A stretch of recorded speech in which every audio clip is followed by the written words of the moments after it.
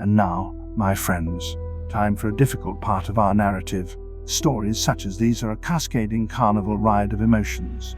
In just 4 chapters we have felt inspiration, hope, excitement, and dread. Our 4 heroes, Eric, Runa, Durin, and Woza, made quite an impression on the small town of Otari. First, by defeating the Bogards, and secondly by forging a path into Gauntlet Keep to discover the truth behind the ancient tower's reawakening. Of course, the emotion we have yet to feel in our tale is sadness born of tragedy. It was around the time our heroes made their way towards the tower itself that great sadness would be visited upon them. I get ahead of myself though. Let me go back to the beginning of this chapter and bring you all up to the present by the end.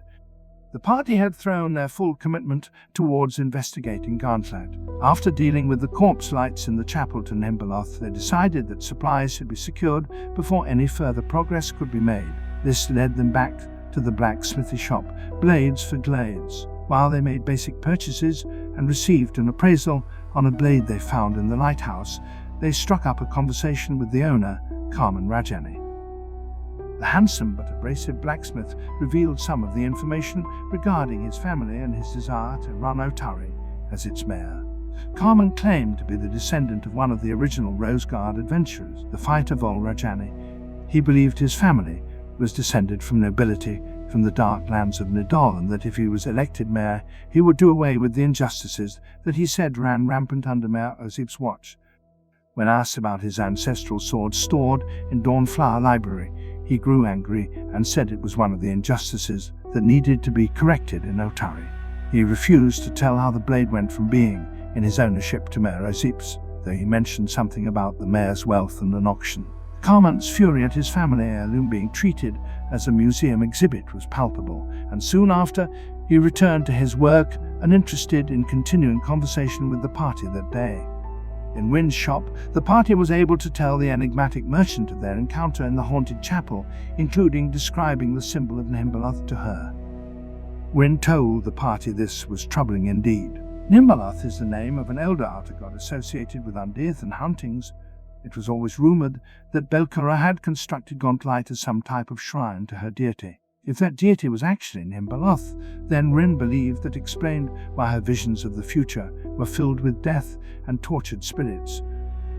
The party asked if Arya was well enough to speak, and she was. She quickly made herself available for the party, admitting no true skill at combat, but promising to help in other ways with her esoteric knowledge and medical abilities. The party agreed to take her into Gauntlet. It was a decision they would all come to regret. So into Gauntlet the party went, and I just can't, man. I fucking loved Woza. Oh my god, he was a cool-ass bard. And now he is gone. Like gone. Fuck Nimbaloth and that Belkara bitch. I need a smoke break. I am going to ask my friend here to take over. See you bitches next week. Forgive my friend, patrons. He was a fan of Woza, but he will be fine. That's just how these stories go.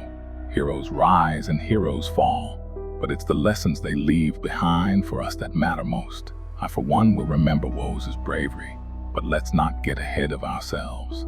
Where did we leave off? Oh, and just so you know, my name is Morgan Bardman. Now where was I?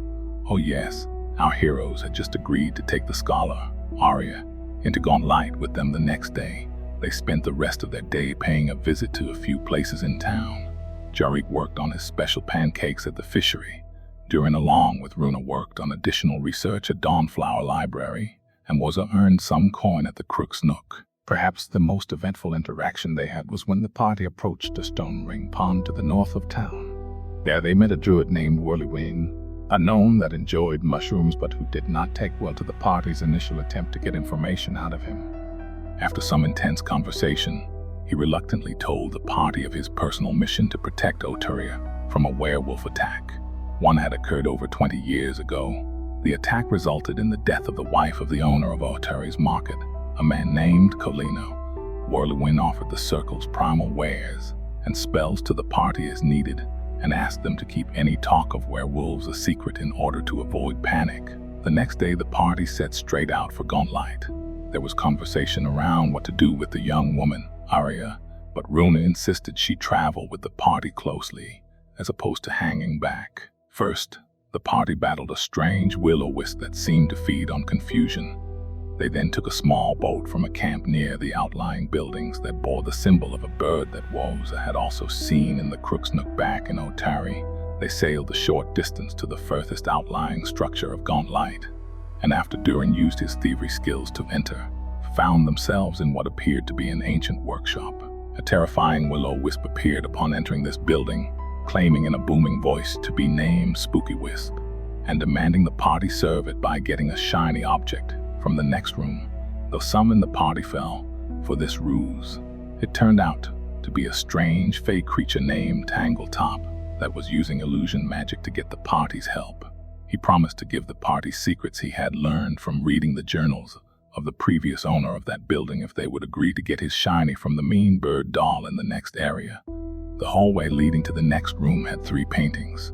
One was of a handsome droll, but that painting had been ripped to shreds. The other painting was of a beautiful noble woman with strange writing underneath on the wall, and the final portrait was a detailed image of the city of Absalom being struck with a blue light from Gauntlet. The light itself was filled with ghostly terrors as the city burned. In the workshop Tangletop had sent the party to, they experienced a brief battle with a cursed doll named Mr. Beak. Mr. Beak spoke of his master, someone named Voluk, and said his master would be back at any moment. He fought to the death, and the party was able to acquire the shiny for the Fae, which turned out to be a beautiful spyglass from the lens workshop. Ecstatic to get his shiny, Tangletop almost left immediately, but after being reminded by the party they were owed secrets, he told them that the building they were in had been the home of a dark elf wizard named Voluk Ezrana. Voluk was the apprentice of Belkara and a master lens craftsman. She was teaching him dark spells and the secret to immortality in exchange for his service in constructing Gauntlet's magical lens walk. Tangletop also said the lighthouse could shoot ghost lasers and had many subterranean layers beneath it, and with that disappeared. The party felt a great degree of urgency to make their way to the final area they had yet to explore, the stairwell that led to the lighthouse tower itself. Upon entering the room, they saw a strange pool of fresh blood in the center. Woza approached it, and as my friend already alluded, it would be a fatal mistake. A bloody horn arose, literally sucking the blood from our heroes from their very pores, leaving them bleeding profusely as a result. It was a terrible battle that almost killed the entire party, but in the end, all survived except Arya and Woza. I see your sad faces. Take comfort, my friends. Heroes like Woza seldom live long enough to reach their greatest potential. We will always wonder what greater deeds this wily bard would have accomplished, but we can be satisfied in the knowledge he died a hero's death, using his own healing magic on his friends until his last breath. Our story continues the next day in Otari. The bodies of Arya and Woza were placed in rest in the Dawnflower Library. The Runa had cast gentle repose upon Arya's corpse. No clergy in Otari had the power to raise the dead. It was with a heavy heart our heroes reported their news to Rin, who did not seem surprised to hear it. She asked the party to rest and meet back at her shop in the morning. She expected help to arrive soon and believed the time was now dangerously sure to stop the evil that was building at the lighthouse.